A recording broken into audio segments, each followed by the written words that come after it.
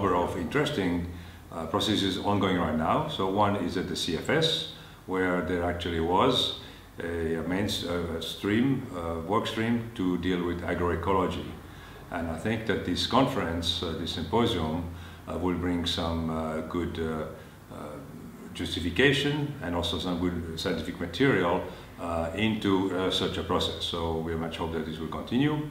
The other area where agroecology, I think, is really much just on the dot is in the SDG process, where in a number of goals there are indications that we need to do more sustainable agriculture and food system. And again, I think that what's going to come out of this symposium in terms of agroecology, about knowledge, not only in matter of production, but also in matter of the nutrition and the other benefit to society in the 3-dimension of sustainable development, I think we have it there. And I really hope that whatever comes out of this meeting will be broadly accepted and included in the SDGs.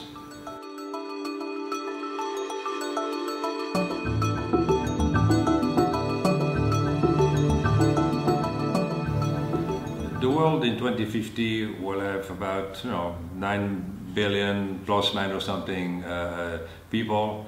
The big question really is the difference between where we are today and tomorrow. What are the people going to do? And clearly, if not in agriculture, or also in agriculture, these 2.5 billion more people, what will they do? So agroecology brings a good solution for all concerned persons and leaders that it will employ more people. And this has been demonstrated actually in the Green Economy report, where going green with agriculture is also creating more jobs in addition to many other benefits.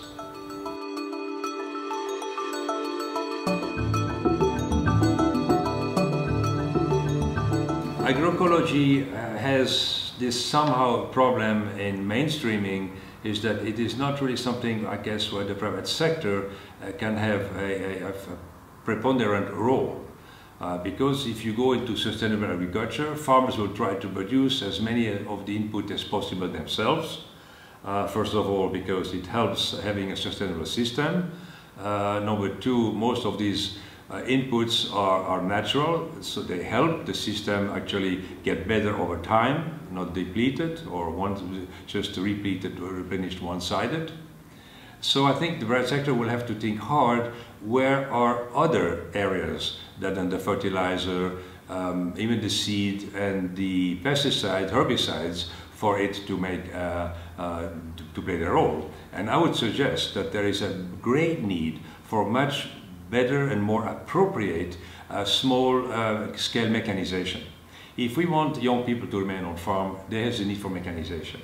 We need to make the work less drudgery. So that's actually something where there's a huge lack in terms of investment. The other one is in the whole value chain, value adding to agricultural products. We still lose too much pre, but also post-harvest. So again, where are those methods and means for the private sector to buy the material from the farmer, the raw material, transform them in food which can be stored, which can even be enhanced quality-wise, for example, so that everyone then benefits. But I think that at the very start of the production process, we need to go to less external input, whereas through the food chain or the value chain, we can add more and more. And that's where I think the private sector needs to look for opportunities. So again, there will be winners, there will be losers, like in any transformation. And I think it's now time for the private sector to again really analyze the situation and see where can we be winners in the future.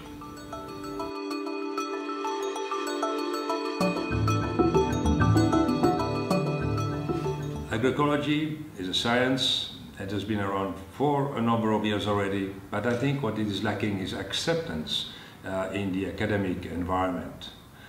And why? It's because agroecology covers many different areas, again, in the environmental, in the social, and also in the economic dimensions. And that makes sort of academia a bit uncomfortable, because it's already difficult when you have so many dimensions to put them together, so in one interesting or well-regarded paper, for example. So I think that as we move forward, it is there's a need for academia to really tackle those major issues we have in making agroecology a more acceptable discipline for studies, and in particular I think in the area of the more integration, a systemic approach to agricultural production and also even to the food system. So agroecology, I think, is the science who can open the door to this new science in agriculture, which is the system thinking, which is looking at it in a more holistic manner. Because until now, I think we have been very good at doing research in agriculture, but in very specific areas. And it's time now to bring the elements together, create the synergies we need as we move forward. On the one hand, diminish the negative feedbacks and improve all the positive feedback we can have in such an agroecology system for food security and also nutrition security.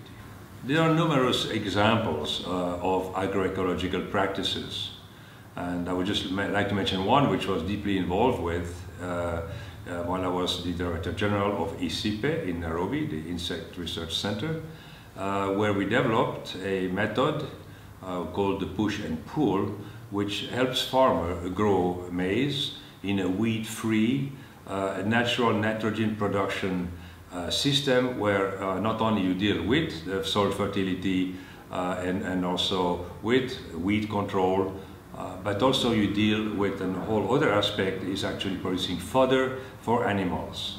And we know that it's good to have the animals on farm so that we close the carbon cycle.